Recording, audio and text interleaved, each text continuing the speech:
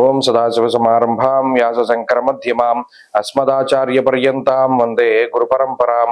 జ్యోతిషాస్త్రాన్ని భావితరాల వారికి ప్రసాదించిన ఋషుల యొక్క పాదపద్మాలకి నమస్కారం చేసుకుంటూ, అలాగే నాకు ఈ జ్యోతిష విద్యను నేర్పిన గురువర్యులు జ్యోతిష బ్రహ్మ కీర్తిశేషులు శ్రీ ఏరంకి సూర్యనారాయణ మూర్తి గారు, సూర్యశ్రీ దైవజ్ఞ గారి యొక్క పాదపద్మాలకు నమస్కారం చేసుకుంటూ, ఓం శ్రీ మహాగణాధిపతే నమః, శ్రీ గురుభ్యో నమః, హరి ఓం. వీక్షకులందరికీ నమస్కారం. మీనరాశి వారికి గత వారంతో పోల్చుకుంటే అనుకూలించేటువంటి గ్రహాల యొక్క సంఖ్య పెరిగింది. గతంలో కేవలం శుక్రచంద్రుల యొక్క అనుకూలత ఉంటే ఇప్పుడు ఈ రాశి వారికి బుధుని యొక్క అనుకూలత కూడా పెరిగింది. తత్ఫలితంగా అనుకూలించేటువంటి గ్రహాల యొక్క సంఖ్యలో మార్పు వచ్చింది.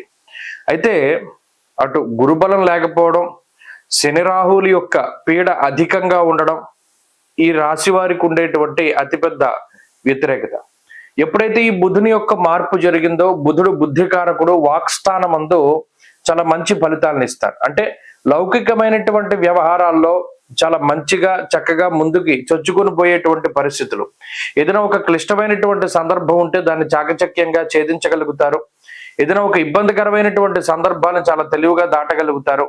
వృత్తి ఉద్యోగాల పరంగా కొన్ని అవకాశాలు దొరుకుతాయి. ప్రత్యేకించి ఇప్పటి వరకు స్తబ్దుగా ఉండిపోయినటువంటి వాతావరణం ఏదైతే ఉన్నదో దానిని దాటి కొంత మీ చొరవో, మీ తెలివితేటలో, లేదా ఏదైనా రెఫరెన్సో, లేదా మీకు తెలిసినటువంటి వ్యక్తులో, ఇలా ఎవరైనా సమాజంలో ముఖ్యమైనటువంటి వ్యక్తుల ద్వారానో, లేదా మీకుండేటువంటి సర్కిల్ ద్వారానో కొంత మీ ఉద్యోగపరమైనటువంటి పరిస్థితులను మెరుగుపరుచుకోగలుగుతారు.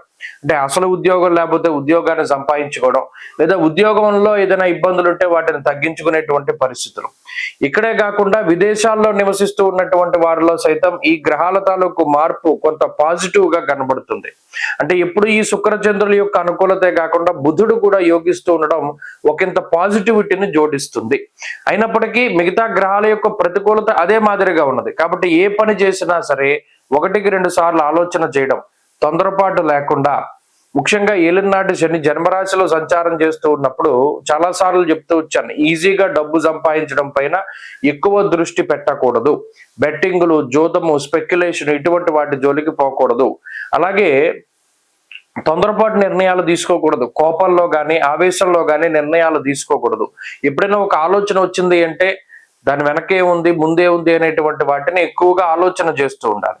ప్రత్యేకించి ఒక గురువునో, లేదా తల్లిదండ్రులనో, లేదా ఏదైనా ఒక మీకు సంబంధించినటువంటి ఫీల్డ్ లో ఉండేటువంటి పెద్దవారిని సంప్రదిస్తూ ముందుకు వెళ్ళాలి. ఏదేమైనప్పటికీ గత వారంతో పోల్చుకుంటే మీనరాశి వారికి ఈ వారం కొంత ప్రశాంతమైనటువంటి వాతావరణం ఉంటుంది. అడపాదడప కొన్ని ఇబ్బందికరమైన పరిస్థితులు వచ్చినప్పటికీ వాటిని దాటగలుగుతారు. ప్రమాదకరమైనటువంటి సందర్భాలు ఏవి కూడా ఈ రాశి వారికి ఈ వారం కనబడడం లేదు. కొంత మానసిక ప్రశాంతత ఉంటుంది. చంద్రుని యొక్క బలం ఉన్నది. మంచి సొంత ప్రాంతాలకు వెళ్ళగలుగుతారు. బంధువులను కలుసుకోగలుగుతారు. ఖర్చు ఎక్కువగా ఉంటుంది. శారీరక శ్రమ అధికంగా ఉంటుంది. కొంత అనుకోని విధంగా మీకు ఎక్కడైతే ఇక్కడ గౌరవం మనకి దక్కుతుంది అని అనుకుంటారో అక్కడ మీకు తగినటువంటి ప్రాధాన్యత ఉండదు. ఈ విషయాలన్నీ కొంత మానసికంగా బాధిస్తాయి. ఈ వారంలో మీనరాశి వారు మరింత అనుకూలమైనటువంటి ఫలితాలను సాధించడానికై ఆంజనేయ స్వామి వారి ఆరాధన, ఆంజనేయ అష్టోత్తర శతనామావళి స్తోత్రాన్ని అనునిత్యం పారాయణ చేస్తూ ఉండడం చెప్పదగినటువంటి సూచన. ఈ వారంలో కలిసి వచ్చేటువంటి రోజు శుక్రవారంగా చెప్పవచ్చును. అదృష్ట సంఖ్య 2, అదృష్ట వర్ణము ఆకుపచ్చ. స్వస్తి.